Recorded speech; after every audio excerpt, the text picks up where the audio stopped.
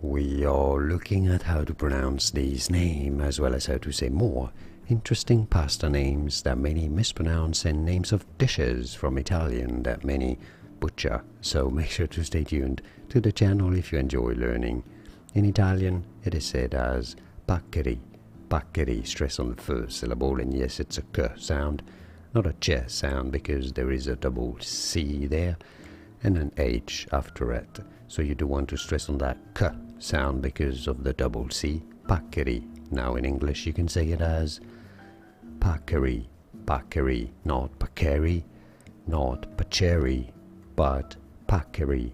From Italian Paccheri. And now you know it all, I think. Like and subscribe if you found this video useful. Like it at least.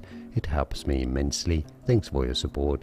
More videos for you here to learn more names from Italian cuisine. I'll see you there to learn more. Thanks for watching. Arrivederci.